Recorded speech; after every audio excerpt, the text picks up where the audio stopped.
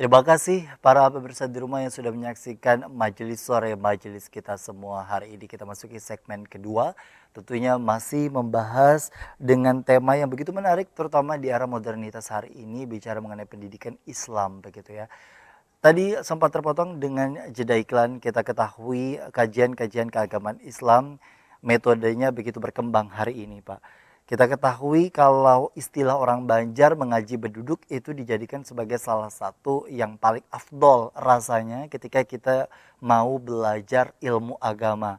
Kita sebagai murid yang datang ke tempat tuan guru itu dirasa menjadi adab yang paling baik untuk menuntut sebuah ilmu, terutama ilmu keagamaan. Nah, namun dengan peranan teknologi informasi hari ini, kajian keislaman ini semakin berkembang dengan hadirnya Instagram, YouTube, dan lain sebagainya. Bagaimana dengan hal ini? Apakah itu juga menjadi bagian yang sebenarnya harus dilakukan oleh tokoh agama dan masyarakat kita atau seperti apa? Baik ya, mengaji berduduk atau kaji duduk itu adalah salah satu best practice yang dalam dunia pendidikan Islam kita. Dari dunia pesantren atau dunia pendidikan Islam di lingkungan masyarakat tradisional. Itu tidak masalah, itu baik-baik saja dan itu saya kira Justru yang malah harus justru harus dipertahankan. kita lestarikan. Tetapi kita juga tidak boleh menutup ya hari ini akses-akses kita terhadap informasi-informasi dari media-media seperti Instagram ya, YouTube dan sebagainya itu kan itu luar biasa hari ini Betul. berseleweran sudah dengan alat yang sederhana praktis itu kan sudah sangat. Kalau kita mau mengambil misalnya salah satu topik, tinggal klik aja topik apa misalnya kita Sudah keluar berbagai referensi. sekian video, sekian penceramah dan sebagainya, kita tinggal memilih kan. Nah, saya kira para dai, para penceramah mubalik, nah itu hari ini misalnya dipelopori oleh seperti UAS, dia punya tim ya, tim IT-nya, seperti Dasat Latif sendiri misalnya ya, seperti UAH sendiri itu punya tim ya. Jadi saya kira ulama-ulama kita yang sudah sudah mulai berkembang ya, itu tidak salahnya juga kalau memanfaatkan media-media ini, tapi juga dia harus punya tim ya, harus punya tim teknologi informasi yang memang untuk merekam dan mempublish hasil ceramah-ceramahnya. Itu saya kira mengapa UAS itu begitu terkenal, salah satunya karena dukungan dari media sosial yang luar biasa. Hari ini Dasat Latif yang ratingnya kan tinggi, Dasat Latif juga sudah menyaingi UAS, bahkan sudah mendahului UAS dalam rating terakhir. Saya kira itu karena dukungan informasi teknologi yang sangat masif, yang sangat intensif dilakukan. Saya kira itu harus kita kita juga jadikan sebuah pembelajaran baru lah. Karena kan ceramah-ceramah kita, khutbah-khutbah kita dengan materi-materi terbatas itu biasanya kan cuma seperti khutbah Jumat, kan anak-anak kita sering atau generasi muda paling itu ke itu saja materinya, itu tidak menarik dan sebagainya. Nah, kita itu harus kita baringin dengan tadi memanfaatkan media teknologi mutakhir ini untuk kita mempublish ajaran agama ini. Dan kita tidak boleh ketinggalan. Kadang-kadang esensi dan konten ajaran agama kita itu luar biasa hebat, tapi kita kemas dengan cara yang tidak yang ketinggalan ya, yang sudah tidak up to date lagi. Ini saya kira harus menjadi perhatian kita. Masyarakat modern itu ditandai oleh beberapa hal. Pertama adalah rasionalitas, meningkatnya jiwa rasional. Masyarakat modern itu sangat mengandalkan kepada rasionalitas, kepada kemampuan berpikir hari ini. Nah, ini harus ditangkap oleh ajaran agama itu sendiri. Dan karena itu juga dalam Islam saya kira Allah sangat memberikan apresiasi terhadap penggunaan akal pikiran ini. Baik. Bertafakur dan sebagainya. Yang kedua, masyarakat modern kan masyarakat yang materialistis.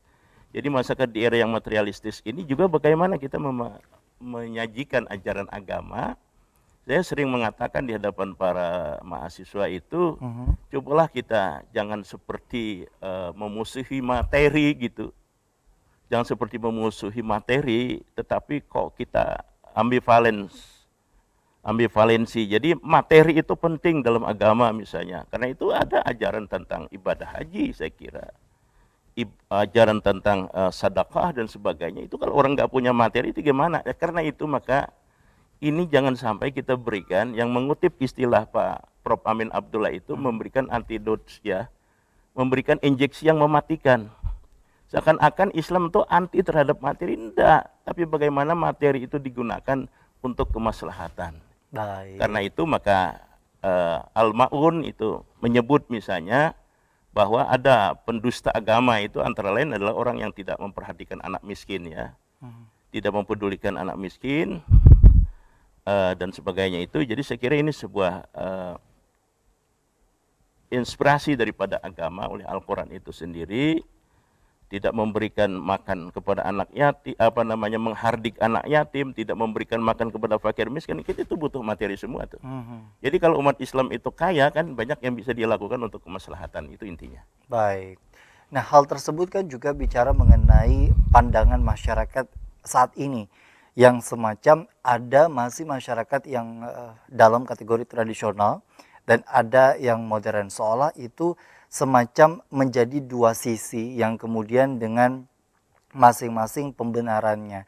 Di tengah kondisi seperti itu, apa yang sebenarnya harus dilakukan untuk menyatukan dua kondisi seperti ini? Mengingat ketika latar belakang pendidikan seseorang, status sosial dan lain sebagainya, kadang ini juga menjadi bagian sumber ketika mereka memahami sesuatu. Misalkan begitu banyak orang yang tidak mampu memilih dai atau penceramah yang tepat untuk mereka, sehingga mereka kadang terjerumus dengan pemahaman-pemahaman baru ternyata.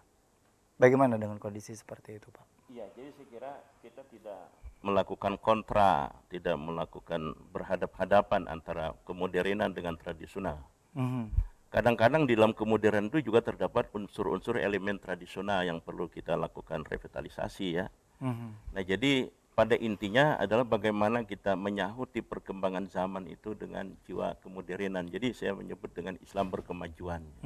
Islam berkemajuan itu berarti menangkap ajaran-ajaran Islam, esensi Islam dengan semangat modern.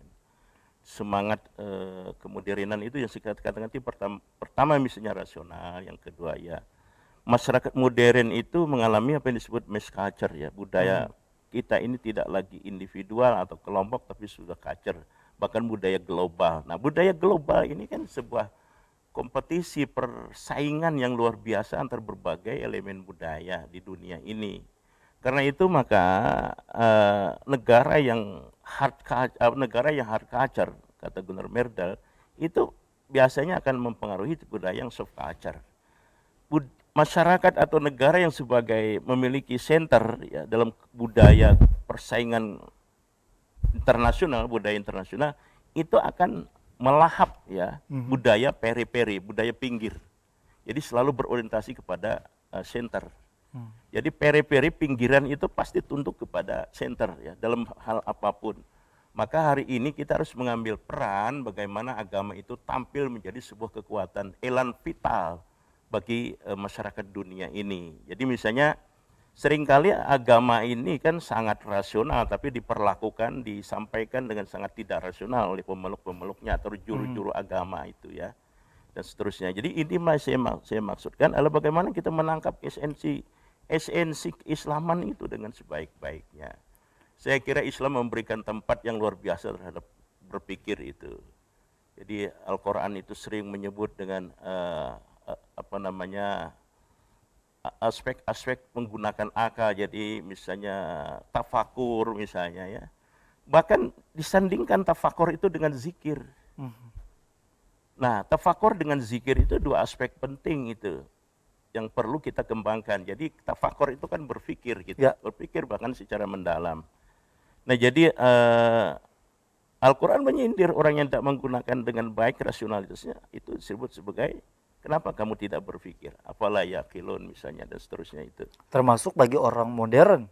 Iya, jadi Islam itu sangat modern sebenarnya. Tadi kan disebutkan ciri-ciri orang yang kategori modernitas adalah mereka yang kemudian juga mengedepankan rasionalitas. Seringkali rasionalitas ini sendiri berbenturan dengan pendidikan Islam itu sendiri, Pak, yang kemudian dari sisi keimanan mereka yang kemudian juga di satu sisi memang belum semacam kuat dalam pondasinya, sehingga hal-hal yang sudah kita ketahui sejak dulu sampai hari ini begitu, bahwa misalkan contoh peranan Isra Mi'raj kemudian juga dan lain sebagainya, itu bagi mereka sangat tidak masuk akal ketika dikalikan dengan rasionalitas. Nah, bagaimana sebenarnya eh, peranan dari orang modern ini sendiri untuk tetap yang namanya membedakan antara yang mampu dilogikakan dan yang tidak begitu? Ya sebenarnya ajaran Islam saya katakan itu rasional sekali. Jadi tidak ada yang tidak rasional sebenarnya. Jadi wilayah-wilayah yang akliyah dalam ajaran Islam. Karena itu maka Al-Quran itu menyebut ayah. Ayah itu kan tanda, bukti, sign ya. Itu pada 3 tempat. Pertama Al-Quran menyebut ayah itu al-kaun, itu pada alam semesta ini. Berarti ayat itu adalah bukti tentang kemahakuasaan Tuhan, kemahakuasaan Allah itu pada al-kaun. Makanya ilmu disebut kauniyah, itu alam semesta. Apakah biologi, fisika, kosmologi dan sebagainya itu al-kaun. Yang kedua, Al-Quran itu menyebut al-anfus pada diri manusia itu, pada jiwa manusia itu. Nah, itu terdapat tanda-tanda kekuasaan Tuhan ya. Yang ketiga tentu saja Alkitab ya, wahyu dan seterusnya itu adalah bukti-bukti ya tentang berita tentang kemahakuasaan Tuhan, kemahakuasaan Allah. Jadi sebenarnya itu sangat rasional sekali. Karena itu maka dalam konteks menjelaskan Isra Mi'raj dan sebagainya misalnya, itu ada aspek-aspek yang berdimensi al-kaun ya, kauniyah. Makanya kita menyebut itu kan ada alam jabarut, alam lahud, alam malakut dan alam lahud. Ada 3 alam ini, 3 lapisan alam. Yang oleh Profesor Baikuni diringkas beliau menjadi 2, itu alam ghaibah dan alam syahadah. Alam syahadah itu alam empiris. Dalam tataran ini adalah alam kauniyah tadi, al-kaun tadi, itu alam empiris. Yang bisa diteliti dengan menggunakan sains, dengan menggunakan metode ilmiah. Dengan menggunakan panca indera manusia dibantu alat dengan rasional manusia, maka kita bisa memahami tentang kemahakuasaan Tuhan. Jadi kan sangat rasional sekali. Ketika menjelaskan Isra Mi'raj, kita menggunakan misalnya tentang teori-teori terbaru tentang kosmologi juga bisa kita gunakan itu. Kemudian Rasulullah memang itu sebuah dengan kekuasaan Allah dan kudrat dan irada Allah itu diperjalankan itu kan bukan berjalan sendiri. Jadi itu harus kita berikan argumentasi, ada kita nalarkan peristiwa-peristiwa seperti itu. Jadi tidak ada yang menurut saya tidak bisa masuk ke akal pikiran kita. Asal 2 tadi, zikir dan fikir berjalan secara paralel. Zikir itu tempatnya di rasa iman, fikir itu tempatnya di otak pikiran kita. Jadi antara karena itu kan Al-Quran yang sering kita dengar dari para imam hari Jumat itu, afala yanzuru na ilal ibli kaifa khuliqat wa ila sama'i kaifa rufi'at wa ilal jibali kaifa nusibat wa ilal ardi kaifa sutihat. Afala yanzuru, apakah kamu tidak berpikir secara mendalam, secara kritis? Kenapa pertama dikatakan di situ afala yanzuruna ilal ibli kaifa khuliqat? Ibil, onta kenapa? Karena onta ini satu spesies hewan makhluk hidup yang paling populer, paling dikenal masyarakat Arab pada saat itu, onta. Dan kalau kita meneliti tentang onta juga banyak sekali keistimewaannya. Jadi itu banyak aspek-aspek ilmiah yang tidak kita gali sebenarnya dari ajaran Islam dan Al-Quran itu sendiri. Itu ternyata yang kemudian juga begitu seringkali menjadi perpecahan di tengah-tengah kita, bahkan sesama muslim kadang menjadi konflik baru karena itu tadi ya Pak ya, kurangnya pemahaman untuk bisa segala sesuatu hal tersebut disampaikan dengan rasional dan sesuai dengan keilmuannya itu sendiri begitu. Nah, ini juga menjadi kadang kelemahan dari para kita semua yang kemudian juga begitu mudah untuk bisa mencari informasi dan langsung mempercayainya saja, sehingga hal tersebut tidak dimasukkan ke akal itu tadi, yang kemudian juga diperintahkan oleh Allah, yakni tafakur untuk kemudian terus berpikir dan tidak hanya menjadikan satu sumber sebagai acuan itu tadi Pak ya. Iya. Baik, kita akan kembali di segmen berikutnya, tetaplah bersama kami dalam program Majelis Sore, Majelis Kita Semua.